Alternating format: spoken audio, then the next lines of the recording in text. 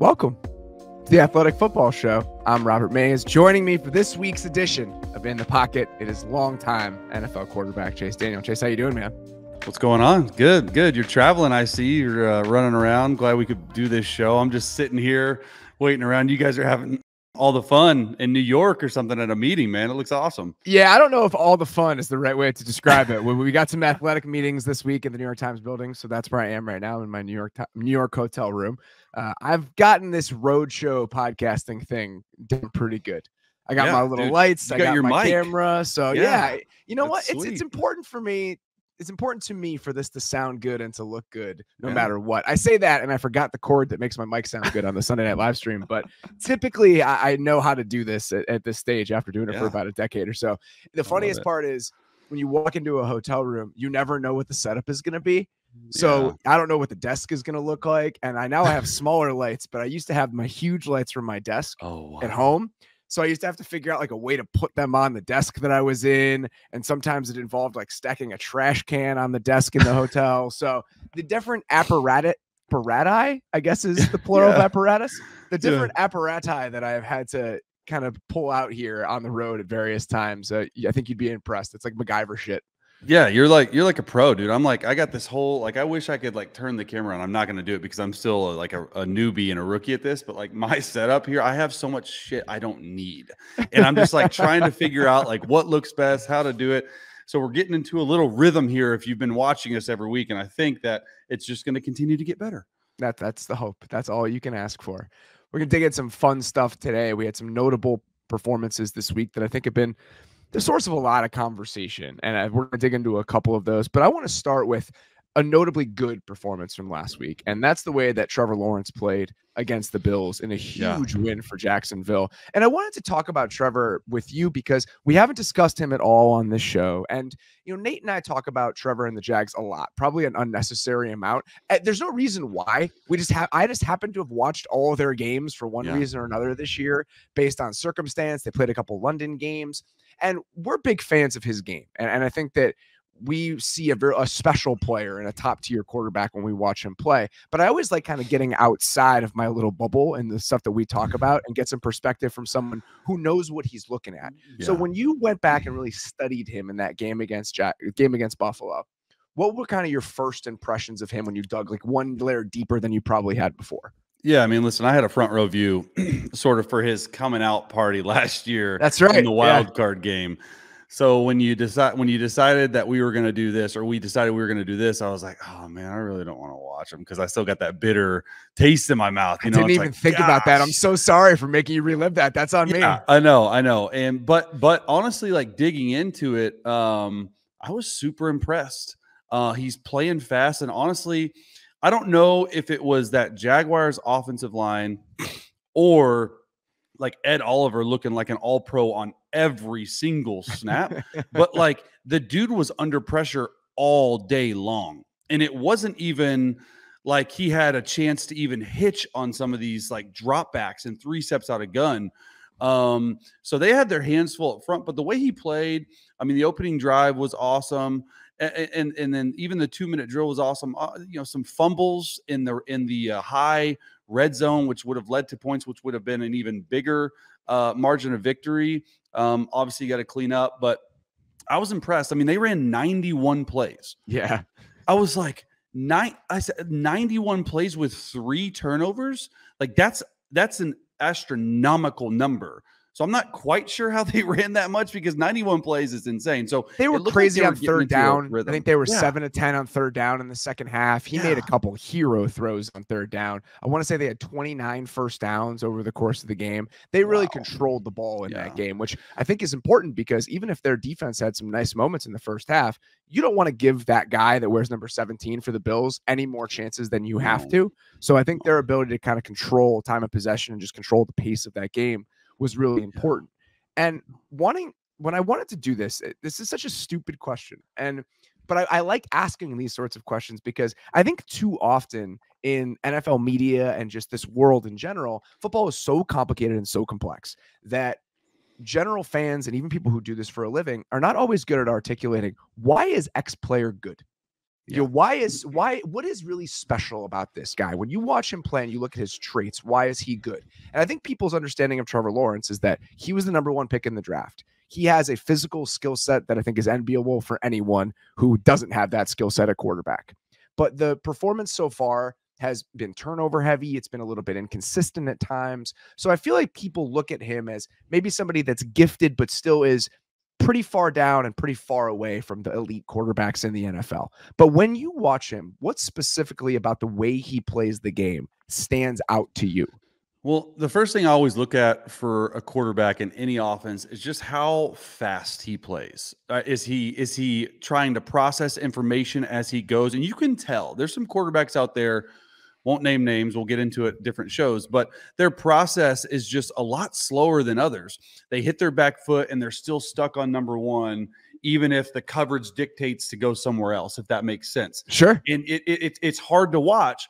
What I saw, and I played in this offense, this Doug Peterson offense. It's a little bit different, but I was with Press Taylor and Doug Peterson. Press Taylor was my quarterback assistant coach in 2016 in Philly. And then I was with Doug for 3 years in KC as an OC, and then a year in 2016 as a head coach. So I know this offense, and this offense, I was just impressed with how well he got through reads, how fast he got through reads. I mean, a lot of this stuff in Doug Peterson's offense and this offense with Press Taylor is you're just sweeping the board reads, right? It's not like, hey, pre-snap, if they do this, we're going to do this, or post-snap, if they do this. There's some plays like that, but a lot of it is sweep the board, pure progressions, and honestly, it allows quarterbacks to play a lot faster. So you might be looking at 1, not open, 2, not open, 3, not open, not really caring about the coverage as much, more so just getting into a rhythm with the offense. And that's exactly what I saw. I mean, I wrote this down on my notes. I was like, there's so many different play concepts as an offense that they gave the Buffalo Bills: a bootleg, a misdirection, a sprint out, a quarterback run. I mean, I was impressed with his legs the few times he took off in that game and got down. Deep play action shots, quick game, different formations. It's a very intricate offense. So you can tell he's really bright and really smart. So I think that to me is like the #1 thing when I'm looking at a quarterback trying to take the next step is, first of all, does he play fast? Second of all, they have the skill players, man. Travis Etienne, like the best game of his pro career that game. And it wasn't even like they could run the ball. I think it was like the middle part of the game, other than like 2 or 3 drives, they had a ton, which I'm forgetting some because they had 91 plays. But there were some times where it was just like, hey, just 3 yards, and then he busts one.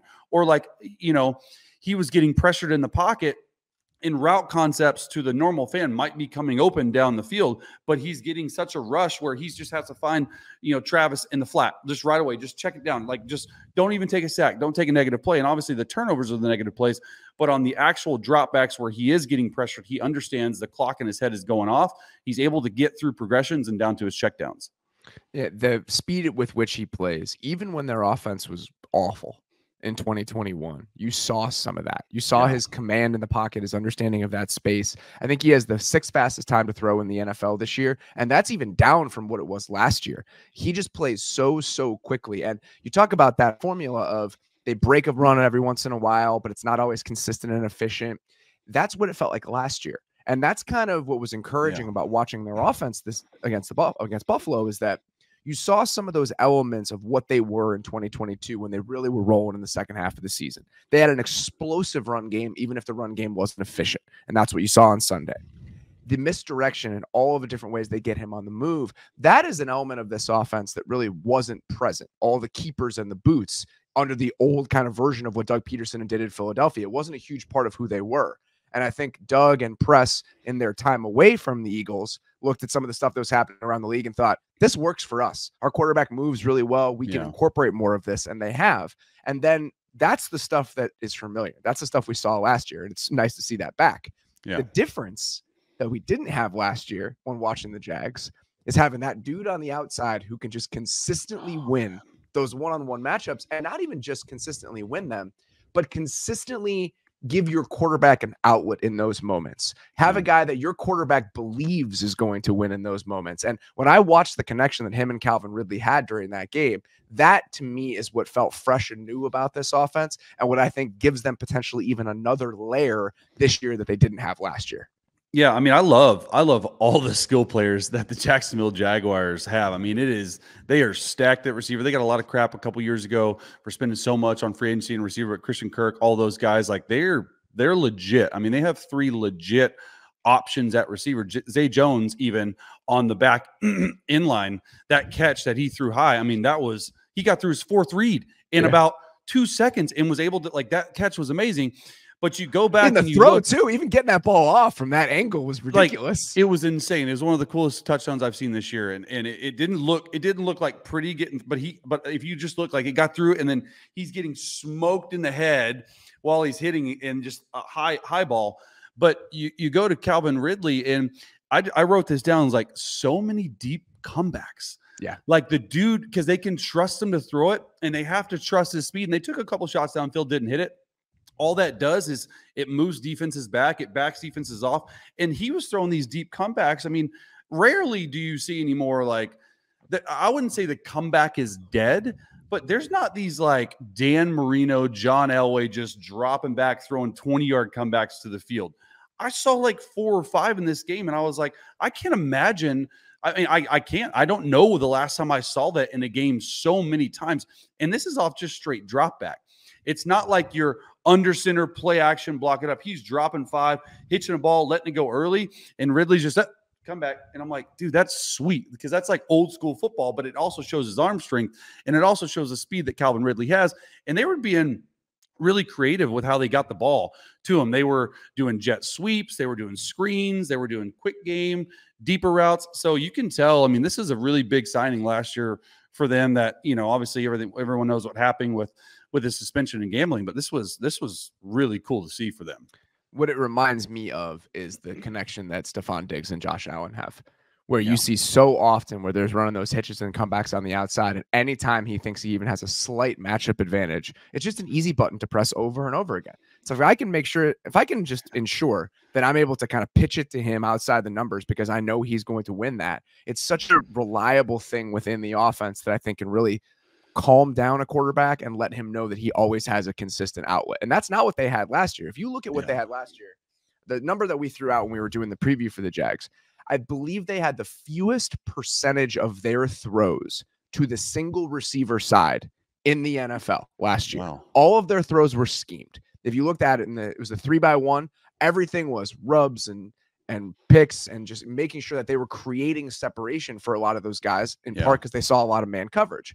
Well, now, if they're going to see man coverage, they've got a much easier answer that is a much simpler decision for the quarterback to make to go along with all of those schemed touches that they can create for everyone else. And that mix, when it's really rolling, is very cool to watch. Well, and then you like, I just want to hit back on, like, you were like, hey, it's easy pitch and catch. But it's really not like these. It's easy pitch and catch for those guys. It's not. I know. And so that's why I want to say, because like to the fans, like that, they make it look easy. Yes. I'm telling you right now, like it is not easy to throw an 18-yard comeback to the field on time and in rhythm while you're getting smoked in the head. So it just speaks to, like, I'm almost like saying your point is like very good, because it's like, man, it makes it look easy, but it's not. And that's what's so impressive about the whole thing, especially because, like, the Bills, I don't remember under Leslie Frazier, the Bills defense doing so much pre-snap. They're bringing two to a side, all this stuff.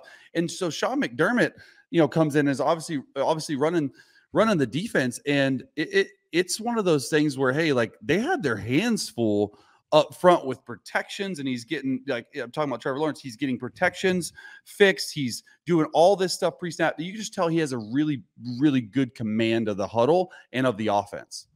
The fumbles, okay? This is my concern with him, because this is a continuing problem. It's what happened last year. They were really efficient down to down, but it was more in the first half of the season. It slowed down in the second half of the season. But they had trouble turning the ball over, and it was one of their biggest issues. And he tends to put the ball on the ground more than you would want.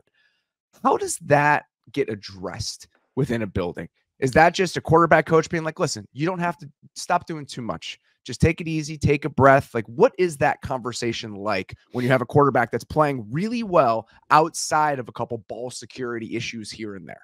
Yeah, and he's still getting used to. I mean, even though he's going in, he's still getting used to the pocket in the National Football League. I mean, it takes a long time. These guys are coming after the ball every single snap, and I think every time that we've had sort of maybe an issue it's just like, hey, just ball security. Like, like I'm not going to overcoach you, just ball security.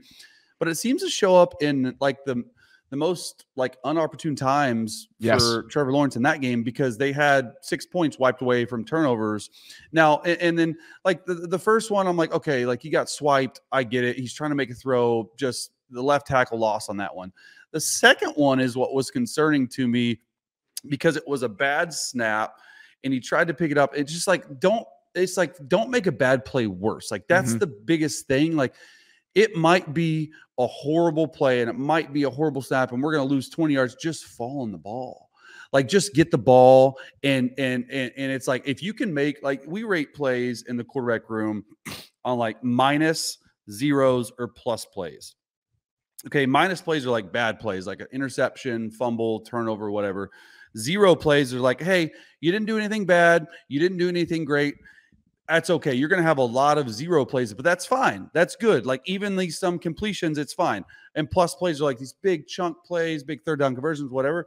Like, he's got more of these minus plays than he does. Like, you want to have like no minus plays, and it's going to happen. But like, just live in the zero world and try to make some, because he did make some hero throws, like you said. But like, just know when the journey's over. Like, that's what I've always been told. It's like, as a quarterback, it seems so easy. Just know, like, hey, there's a difference between getting another yard, which you don't need, and getting your head knocked off. Yeah. Like, just know when the journey's over, get down, hold on to the ball. And I guarantee you that's the thing. Like, this could have been a little bit more uglier than it really seemed, because they had 2 red zone turnovers. I mean, it's just part of the process, but it is something that continues to rear its ugly head with Trevor Lawrence. One question that I have about the pure progression stuff compared to kind of cutting the field in half, it puts more on the quarterback, I would assume, where you're asking more of him in those moments. Are there benefits to it that are worth putting more on the quarterback's plate? Like, what is the upside of playing that way if it's going to make the game a little bit more difficult on the quarterback down to down? I would disagree. I would disagree in a way, and I'll explain, because at least playing quarterback, I would think, or I know at least what I feel, I love pure progression. Okay. Let's go to pre-snap read. Nowadays, defenses are like, hey, you got a cover 2 beater here, you got a cover 3 beater here, and your man beater, you need to alert to it. Okay. So there's a lot going on. You can't pick that out before the snap anymore. You can't do it. Yeah. I mean, I'm going there, and I've seen literally every possible defense you could possibly imagine in 14 years. And I'm going through in some of the Buffalo stuff, and they have trips to the right, and they have Jordan Poyer and the linebacker to the left, like free safety will linebacker. And I'm like, I got to make my mic protection to the will, so my back comes and scans across for the free safety. And I'm like, okay, it's either pressure or cover like 3 weak, which is like rotation down weak. And all of a sudden, they're running back to the middle of the field, and then they're bringing nickel and Mike. And I'm like, if you're a quarter, like, how do you – it's just so much of a game. And so I always enjoyed pure progression plays, because obviously, like, pressure nixes it. You have to find your pressure answer, and so be it. But so many people move on the snap nowadays and are so good at disguising. I saw multiple times – in games this week, there's a free safety on the ball on the weak side of a trips formation. He runs back to single high safety. I'm like, coach, what, like, dude, and he's going up and he's defending high posts because he's getting there. They're just crazy speed. So for the Jags me, tried to do that against the Texans. That was yes. the play where they tried to do it against the Texans, and the Texans hit that big play on them. And Texas hit the big play. Yeah. Exactly what I'm saying. So defenses have gotten so complex in their pre-snap shifts and motions and what they try to see. The whole thing, like Brandon Staley was always good at, like, I always want to show you something different than what you are pre-snap, like in post-snap. And that's how it always is. So as a quarterback, I was like pure progression plays. Just sweep the board plays. Hey, it doesn't really matter what the coverage is. Look at 1 as he open, throw it. If not 2, throw it. It sounds so easy. It's not. You have to understand coverage structure with the post-snap rotation of safeties, but it also just gives you a way to be like, all right, man, like I really don't care what you're playing in the back end. I'm just going to run my offense, and I'm just going to go, is one open? No. Is two open? No. Is three open? Yes. Okay, go.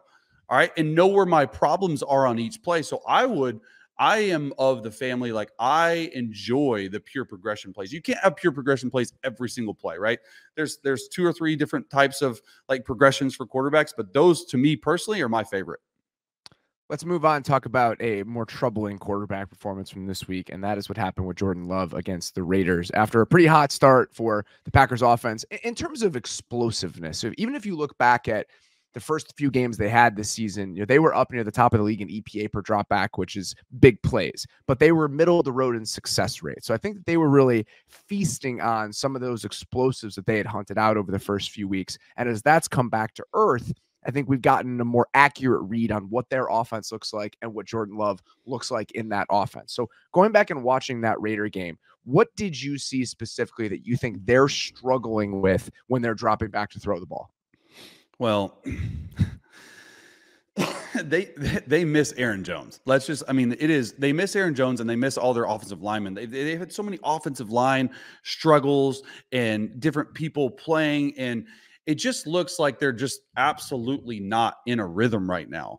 And it's hard to pinpoint just watching that game, because you watch the first 2 games, which I did because I've done some breakdowns with him or on him on YouTube. And he looked really comfortable in the offense. The plays were working. It was like he threw 6 touchdowns in 2 games. And the last 3 games, for whatever reason, maybe they've started to figure out, defenses started to figure out like what's happening, or maybe, I don't know, a little bit of a regression. But when you have that many people in and out in the 5-game span on offense that they've been without some receivers sometimes. They've been without some offensive line. So you really don't have the starting 11 playing at once. And Aaron Jones I'm telling you, it makes a huge difference, because teams aren't going to just play like too high coverage every single time. And honestly, like give credit to the Raiders. Like they stuffed the run game. I think Dylan ran for like 3 yards a carry. I mean, it was good. So they sort of, going into the game plan, they ended up saying, hey, we want Jordan Love to beat us throwing the ball. And they gave some outside completions here and there, and he took some shots, but he missed some shots. And it's just, it wasn't a really efficient performance at all. The way that, so first drive they come out and they're using heavy personnel in the way that the Packers often like to use heavy personnel. And I'm sitting there like, oh, wow, it's 1st and 10 and they're playing nickel to their 12 personnel. I'm like, all right, well, we'll see. Why can't you run the ball? And they were running the ball pretty efficiently over those first couple drives. But I think the 3rd and the 4th drive, they had negative runs right at the start of the drive. Just Max Crosby blowing up plays. And now you're sitting there in 2nd and 12. It's 3rd and 12. You get off schedule. So I think that's exactly what we're talking about with the offensive line is banged up. You got new pieces in there. The tight ends are young.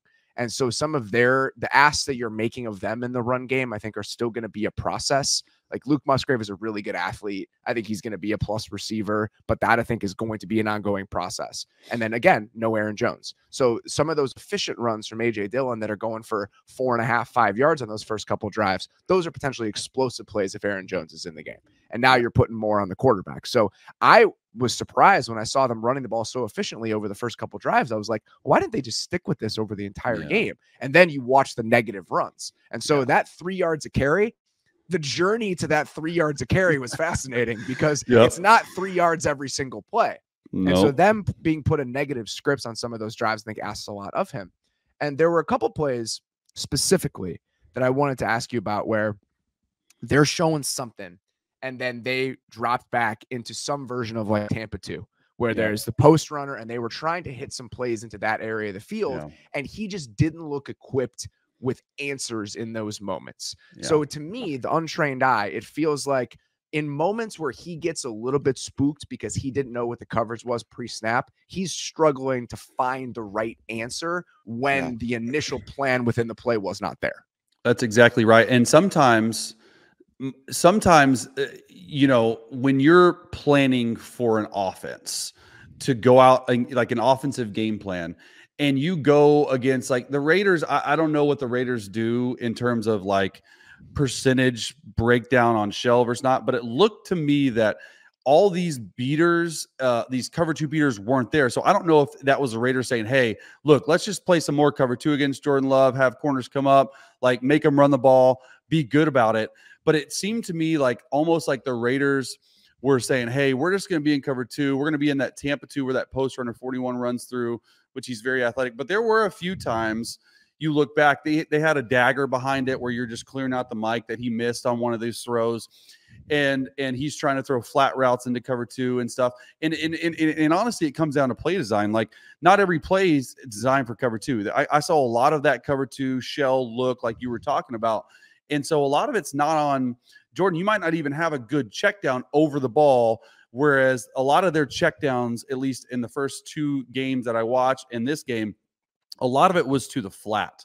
And not great versus the flat. You still might get 2 or 3 yards, but obviously, like, those corners are clouded up. You don't want to be checking the ball down on flat routes. So you might have to hold it a half second more and Max Crosby gets to you, or you might have to throw it downfield a little bit more. And so I don't know if they were super equipped to beat cover 2 that game. And so I think those are those plays you're talking about where I'm just like, man, like it's difficult for a quarterback, because we've been in those game plans before, man. Like, we've been in where we have, we're expecting like 10% cover 2. Okay.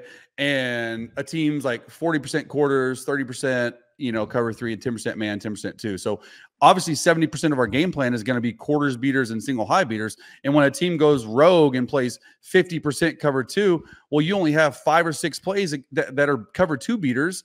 And you're sitting there like, dang, like, we need to get our cover 2 beaters in. And that was a story about it. That was something that I thought Andy Reid did an amazing job at the 3 years I was there and continues to do. So they have their normal game plan, and it's not as crazy amount of plays as some people seem, but like, I wish you could see his call sheet, because like, front is awesome. It's like a mad genius. You flip it over and they've got like 2-minute red zone, but he always, for some reason, was like, hey, what are our answers versus cover 2? Because a team could just pop cover 2, and there's only certain plays, pass plays, that are good at. And he'd have a box up in the top right corner or top or bottom right corner, and it would say cover 2 beaters, and he'd have like 30 plays listed. And I was like, that's genius. And they aren't like some crazy plays we haven't practiced. It's all the cover 2 beaters we did in training camp that we can easily get to versus cover 2. And I thought that was always really, really cool. I'm wondering why coaches don't do that more. I was looking at some of the numbers when you were talking, because I was actually curious looking at some of the coverage stats. So the Raiders play about 35% man on third down, which is not atypical, right? Like, a lot of teams are in that 35 or so rate on third down. Against the Packers, they played about 17% of their third down snaps in cover 2, which is significantly more than normal. They played 58% cover 3 on third down, 8% man. So you go from playing 35% man on third down and trying to have some of those man answers to a team that played almost exclusively zone on third down. And I think you saw some of those issues creep up where he's dropping back, and he's like, this is not what I had anticipated. This is not what we planned for. I don't have the right answer to this. Yeah. Do you think that's a struggle of coaching, or do you think that's a struggle of the quarterback not being able to pivot in those moments? That's such a good question, because obviously coaching, you want to be able to have the perfect play call at the perfect time for the perfect coverage. You know how much, you know how many times that happens in an NFL game? Like 3. So and I go back to like, let's talk about, like, this is such a good discussion, because let's go back to like during the week. Okay. Like, for the people that don't understand, there's the ones, and then there's the scout team. Okay. The ones get every single game rep. Okay. So if I'm the 2 and I'm the backup, I'm not running my offense at all. I'm running scout team for the starting defense. And then, like, take, for instance, the Chargers. They're running, like, Justin Herbert's running the starting offense. Okay. Do you know, like, you probably have 40 plays on Wednesday, 35 plays. This is the starters. Okay. That they're reps in different periods, 35 plays on Thursday and 20 plays on Friday. So let's just call it 100 plays during the week that you're going to be practicing your game plan, and it's carded up, and the defense is carded up, scout team defense. And hey, this we're going to scout it up exactly what we think, because we have a cover 3 beater, and the scout team defense, you're going to play cover 3, and you're going to play cover 3 exactly how we think that, say we're playing the Raiders are going to play, and we're going to run this play, and it's going to be wide ass open. Okay. So you take that 100 times.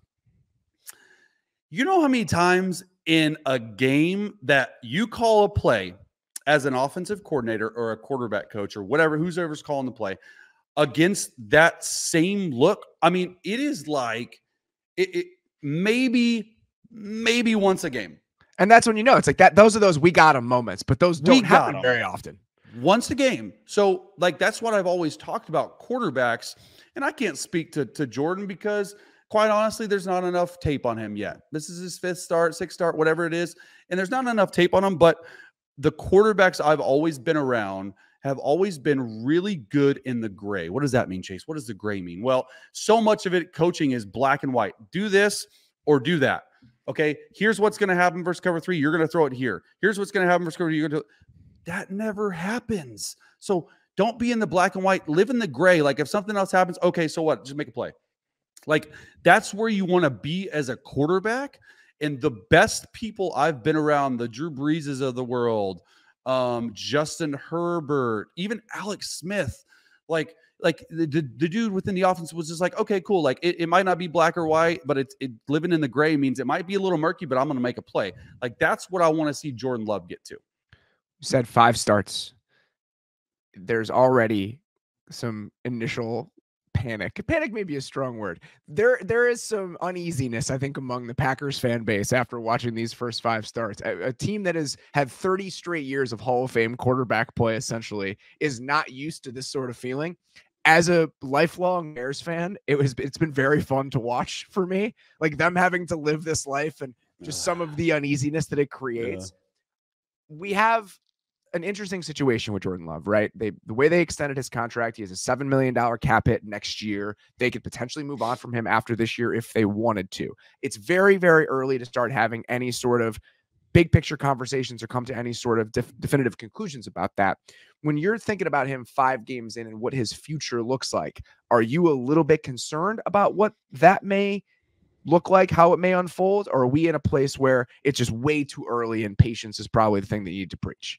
I think it's way too early to tell. Patience is definitely what you want to preach. And I think the Packers knew that because, you know, we were having this conversation off camera and it's very interesting to me because now in a day and age where you have to play and play well, or you're just written off right away. Like to me, that's not fair to the young men that are out there, like one of 32 in the world playing the position. And listen, I'm all for it. Like I'm part of the meeting now. If a guy's play needs to be criticized, like I'm gonna be real with you, like he needs to play better. However, I don't think we're in an environment right now that's really fair to a lot of these guys that are trying to find their way. Mm-hmm. Like you look at like even like Josh Allen. Josh Allen's first year in the league, dude. No, like I was like, like nope, not happening. Like to me, that's why I was like, and I was like and I was still playing. And look at him now. He's like top 3 quarterback in the league. Like some guys take longer to progress. Even Jalen Hurts is another great example. Justin Fields is starting to trend that way. I know you like that. I wanted to bring that up. But like stuff like that, like I just think it's too early to tell. Now it is, to me, it is interesting to me that they did the contract the way they did. And if for some reason, like he's got the whole year, like there's no talk of like, they're going to see what they've got. But say for instance, they meet in February, if they're not in or March, if they're not in the Super Bowl, and all the minds of the building, LaFleur's in there and they're talking and be like, hey man, like, I just don't think Jordan Love's the answer. Okay. So you got him on a $7.5 million deal, which is for the next year, which is a very, like it's the high paid backup market. So you got a really good backup quarterback who can stay with the team. You're not like cap strapped, and you can go get a world beater if you want, because the way they've structured contracts, they ate it early and they have some financial freedom in 2024. So I think the Packers are in a really good spot. Obviously they want to win, but their mindset and their thing is like, we got this year, man, to just like let him grow. Like we got to put the people out there to let like him go try to show who he is, make his way in the league. But it is, you look back on the contract and you're sort of saying, all right, like the Packers probably won this one because they paid him a decent number this year. Nothing crazy compared to starters around the league. He got $13 million guaranteed. And so if you're trying to split the difference between what he was going to make and what the 5th-year option is, I think it's a kind of inspired decision by the Packers, because you're avoiding the situation that the Giants did with Daniel Jones, where, Yeah. okay, we're going to decline his fifth-year option because we just don't think he's going to be the guy. Obviously, they had more data on him than the Packers had on Jordan Love.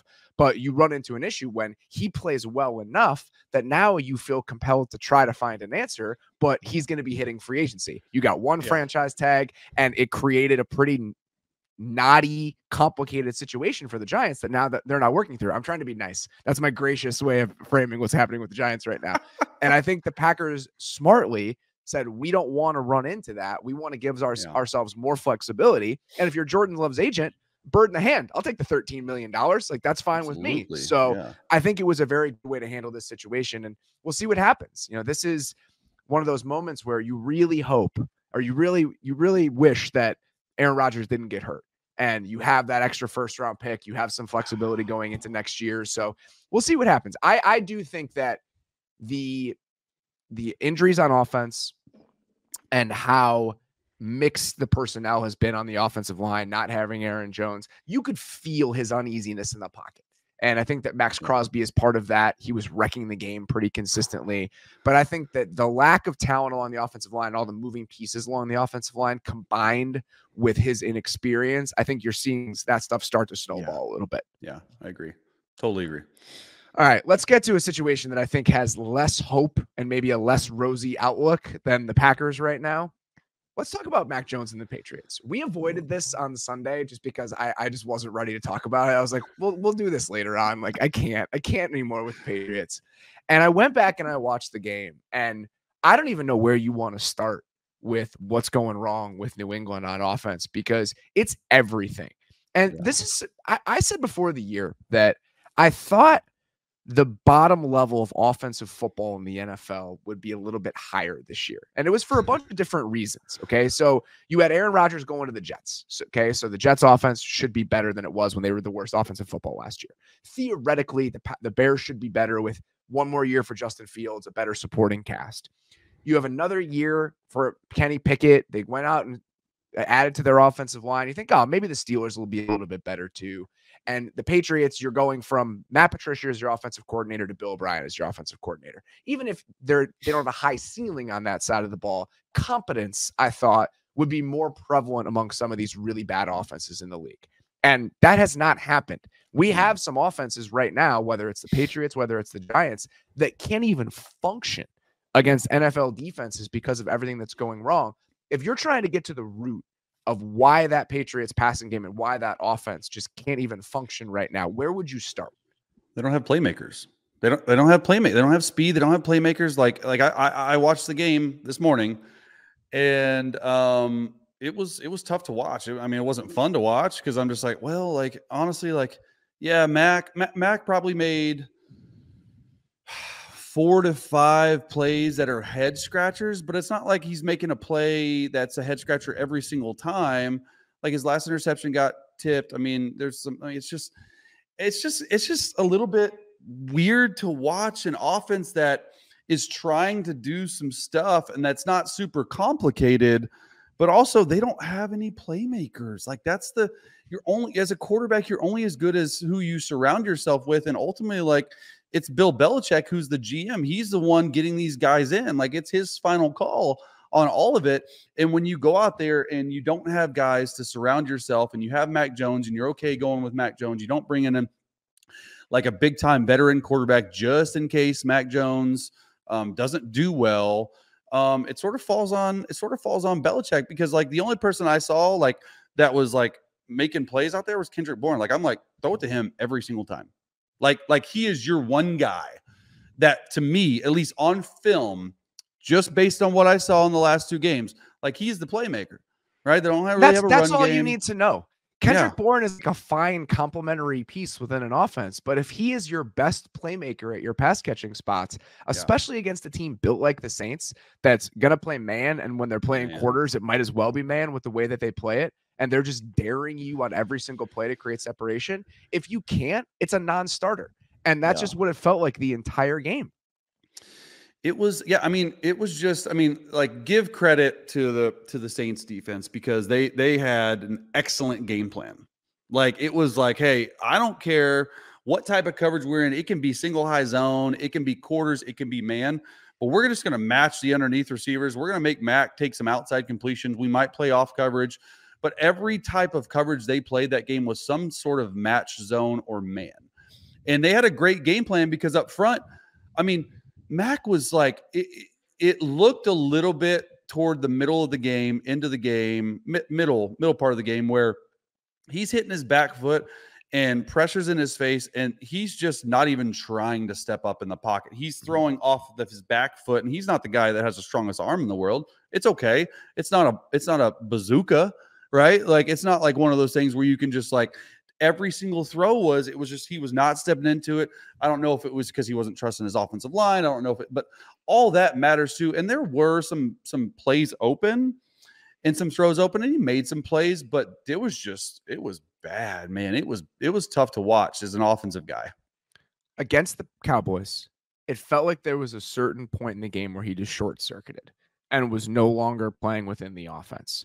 And like you're talking about, it feels like his footwork, his feel for the pocket, the way he's moving through progressions within plays, that there is just something where there are wires crossed, and he can't even process the position right now. Is that salvageable? Like, when you have a guy that's heading on this sort of downward trajectory where he is so uncomfortable and so sped up on just pretty normal plays, how do you pull someone back that's trending in that direction? Well, it's hard. It's hard. Like, I wouldn't say it's not salvageable, but I would say that it's definitely not helping his confidence. And we've talked about on this show a lot. I'm a big believer, like, you got to have conviction as a quarterback and you got to have confidence as a quarterback. I'm not seeing any of those from Mac Jones right now. And that's what's a little bit scary, because it's not like they have all world beater behind them. Like, they go to Bailey Zappi. Like, are you looking? I mean, I think we're looking possibly at like the last season Bill Belichick's the coach. Like, Robert Kraft's going to go in, and their relationship has always been contentious. And it's like, dude, like, listen, you're going to be the best coach ever to play the game. I get it. We're not going to fire you during season, but you take back-to-back losses by over like almost 69 points combined. Like, it's just, to me, it's just like, I almost feel like a little bit embarrassed for Belichick, because it's just like, I don't want people remembering him for his Mac Jones years, right? And they won't. Down the line, his legacy is Tom Brady, tons of Super Bowls, all that stuff. But it's tough to watch, especially because you bring Bill O'Brien in, and you think he's going to change the offense, but the offense doesn't change if you don't have speed and playmakers on the outside. It just doesn't happen like that. When you're a quarterback and you just have no one that can win in those situations, and you know it, how does it change the way that you have to play the position? Well, you're a little bit hopeless, right? And it's just like, you're going back and like, all right, like, I have to make, and it's one of those things where, like, all right, look, I got to make all these tight window throws now. Like, I just got to play. Like, it puts a lot of pressure on you to be like, all right, I got to make every single play that comes my way, because I don't know if I'm going to get another chance to do it. And if I miss a throw that's semi wide open, that might have a chance to be a big play, I'm like, oh, that's one of our 3 or 4 big plays that I missed. Like, oh gosh, like, head in the gutter. Like, and I'm not saying Mac's like that, because he's not, and he's going out there, but it just doesn't look like it's clicking. And it doesn't look like he is, like you said, he's not processing the information, because I think he's getting frustrated with the lack of offense that they've been able to put out. I mean, it's absurd. And the turnovers come, and then he tries to do too much, and it's just a vicious cycle where you can't really get out of. I was going to ask you about Belichick, and I was looking back at when you guys would have played against him when you were on specific teams. Yeah. And the game that you guys played against him when you were in Kansas City was the "we're on to Cincinnati" game, which is incredible that is the one game. So there's been so much discourse this week about the Brady Belichick legacies, and was Belichick's success a product of Tom Brady being there? And now that Tom Brady's gone, like, how good of a coach was Bill Belichick really? Which I think is mostly silly. And I wanted to ask you, as somebody who has had to play against him, who's had to prepare for Bill Belichick as a defensive game planner, what sort of defensive coach is Bill Belichick, independent of whatever is happening with Tom Brady in the offense? Oh, I think he is like top 5. Like, I really do like just pure defensive coach. The dude is awesome. Like we've always had, for the most part, teams I've been on, we've always had success against him. But what he does, it's not super complex from their defensive side, but what it does on offense, it presents you with a lot of different looks. It's a bunch of man and it's a bunch of two, but they're going to play man coverage 10 different ways, and they're going to play cover two, some sort of cover two coverage 8 different ways. So they have 18 different ways to play two coverages. And so as a quarterback, it gets a little bit uneasy at times, and you think that you don't. And I think that's where Andy Reid ended up figuring out, I'm not sure what they're doing defensively this year, but a lot of times that they're playing this cover one and these cover two looks, they're only rushing 3. And so we always thought in KC, like, hey, okay, you have a lot more time as a quarterback than you think. Let's take deep shots. Let's get speed through these brackets. Let's hold on to the ball a second longer to have these guys open, because a lot of teams play them and they have this cover one with multiple hole players inside, okay, and they're only dropping 3, but they might have 5 on the line like a bear front, and they're dropping out. It makes you think as a quarterback you got to be sped up and stuff like that. Well, I think a lot more teams are figuring it out. Hey, when the times they are rushing 3, let's check it out. We got 5 blockers. Let's hold the ball and hit them deep down the field. And I think that's sort of what teams are trying to do. But I would put him down as like definite top 5 defensive genius for sure. You mentioned Andy Reid. The last thing I wanted to talk about was just the idea of game planning during the week. And you alluded to it a little bit earlier on the show, but I wanted to dig just a little bit deeper, because when I watched the Niners on Sunday, and I think that when we conceive of offensive play callers, when we conceive of like offensive geniuses, people just think that they're looking at their play sheet and the genius manifests by picking the right thing off of the play sheet in the right moments during a game. Like, that's what a great offensive coach and that's what a great play caller is. And then you think about, specifically, I go back to the game that the Chiefs played against the Niners last year, where they have this hyper-specific plan for what they are going to do to Nick Bosa. They're going to chip him on every single play. They're going to run a slide route on every other play. They're going to flash color at him. They're going to make him just miserable over the course of 60 minutes with a level of intentionality that other teams may not be willing to take on. When you go back and you look at the offensive coaches you played with in your career, who stands out to you as a particularly good game planner more than a play caller? And is there a specific game plan from your time in the NFL that really stands out to you as exceptional? Wow. For me, the best the best offensive coaches I've been around and play callers and game planners, and we'll go into it, are Andy Reid and Sean Payton. Okay, 2 completely different ways of game planning, and we can get into both. I'll be quick. I know. You don't have to be. I'm so interested in this. So let's start with Sean Payton. So my first 4 years in the league, and then spent a 5th year with him in 2017. That's how I grew up in this league. This is just how it's supposed to be. And I've been on teams since where that's not how it is. And so when you have a certain way and you have such a good experience with a game planner, like Sean Payton, it's really good. Like he, in my opinion, is a really good game planner, but a great play caller, because he just has this intuition on like how and when, and just guesses right a lot of time. That's why he has that about him. But I'd say his game planning is completely different than Andy Reid, and it's different in the fact where he will like start the week and he'll start digging into film like right after the game, like on the flight back, like he'll dig into our game that we just played, and then he'll just start getting ideas. Say we're playing the Giants, he'll just start getting ideas that come to him, and it's almost like it's so weird. Like, it's such a mad genius. Like, he'll have these play calls sometimes, and I'm just like, or these ideas, and I was like, I would never say this to him because I was a backup quarterback. I'm like, there's no way this is going to work. And sure enough, he calls it, and he calls it at the right time, and it's wide open. And he goes through the week. It's like Tuesday for him. Like, they burned the midnight oil. Like, Joe Lombardi was there, and so and Pete Carmichael and Sean Payton. Like, everyone's in on it. So he has everyone's input on the offensive staff.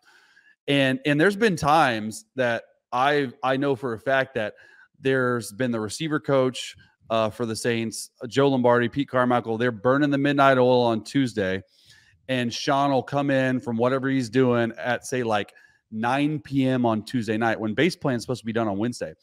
And he'll scrap every single one of their ideas that they've been working on for 24 hours. He's like, no. Here's what I'm thinking. And then he'll go till 2 a.m. and they'll put a full game plan on just what he's thinking. And we'll go out and we'll score 60. And it's like that almost every night. So when you say game plan in this specific situation, is this certain designs against certain coverages? Is it certain plans for opposition players? Is it this is the weakest point on this defense? This is what we can take advantage of? Like, what is the game plan specifically comprised of? What are the nuggets they're trying to unearth? Yeah, so a lot of nuggets they're trying to unearth is when you're looking at film and you're understanding, like when he first turns on film, Sean Payton, he'll look and just have an understanding for the type of style of defense it is, okay? And here's 20 thoughts on base downs. Here's what I'm thinking. And then as a week progresses, it's almost like, hey, okay, those are great, but like this team plays cover 4 differently than this cover 4 beater I have on a game plan. So let's just revisit those ideas. A lot of coaches just say, hey, here's the cover 4 beaters and just move on. He'll revisit throughout the week. And there's been times where he's installed 12 plays on a Saturday walkthrough where it's like, what in the world? He's like, that's what he was really good at. And so you're looking at and you're trying to exploit. And I think what makes him so much better than anyone else, he really looks at the weaknesses of different coverages. And so he's trying to not only by formation, but by personnel, get them into a situation, maybe it's heavy personnel, where they're 95% cover 3 versus 13 personnel in the first 10 games.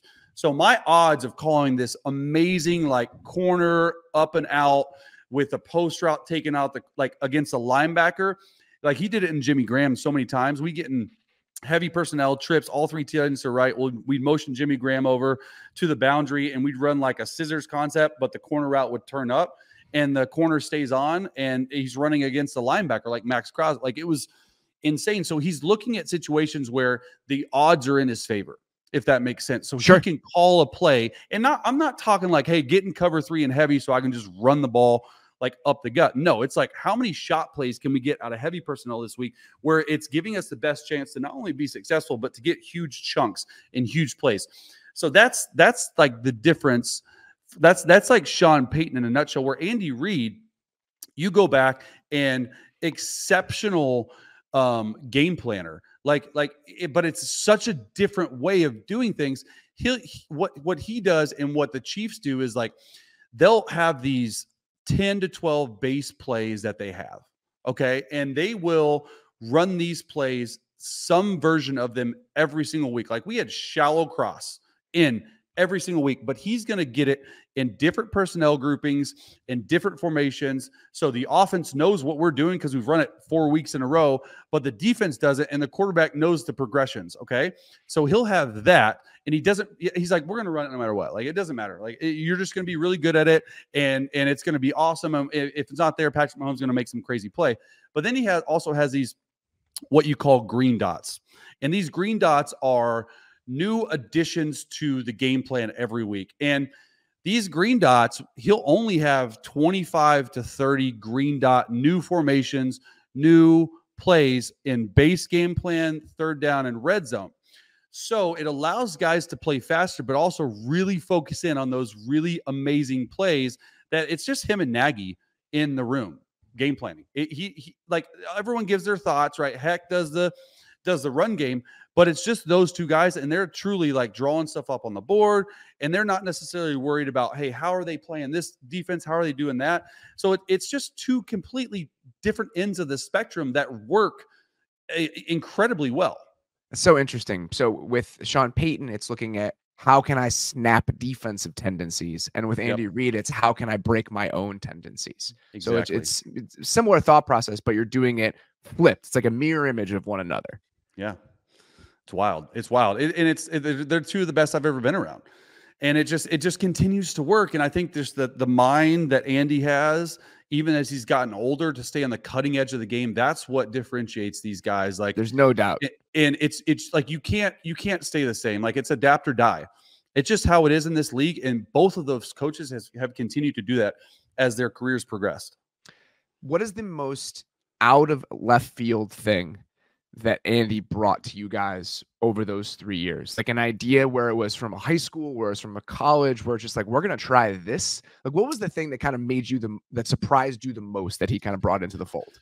Well, I don't know any like particular instance on play, but what I do know is he does scour college film. He scours high school film. It's true. Like, he'd have, when Brad Childress got hired, I was gonna say Brad Childress that was his job. Dude, Chili was awesome. He would come to Andy with about 10 of these like trick play, like truly like crazy trick plays, and Andy would be like, all right, let's put in 2 of these. And it'd be like that every week. And if you had, like, I've had a couple with him, if you had a couple plays that you wanted to install during a week, you're like, okay, show me the evidence that it works. If it works, all right, we're going to call it. And we might have it on the call sheet for 12 weeks, but we're going to call it, right? Like, we had that, like, and you look at Matt Nagy in Chicago Bears, he's a disciple of him. He did the exact same thing in 2018. We were rolling, like, we had 2 quarterback packages. I was back there like as a decoy, like all that stuff, and it worked. Like the flip to Taylor Gabriel against the Bucks, like all the that. Philly stuff. special was a Bears play. The Philly special in the Super Bowl yes. was a play they stole from the Bears in that Monday night game against Minnesota that year. There's so many nuggets that you can continue to go into, but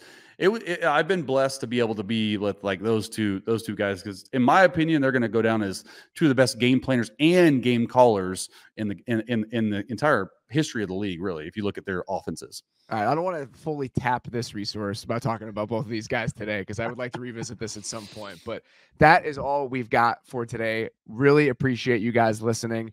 We'll be back next week. Please continue to check out all the other stuff that we have on the Athletic Football Show Network. Great episode of Kiefer and the Beats this week, talking about the Patriots, the Vikings, the Steelers. 3 teams that I think in a fascinating spot, especially New England and Minnesota, where you worry about what the future is going to look like now. The season's not going the way that they want to. Our beat writers do such a great job of kind of understanding the state of the union in those places. So please go check that out. I'll be back with Nate doing our week 6 preview later in the week. For now, that is all we got. Sincerely appreciate you guys listening. We'll talk to you soon.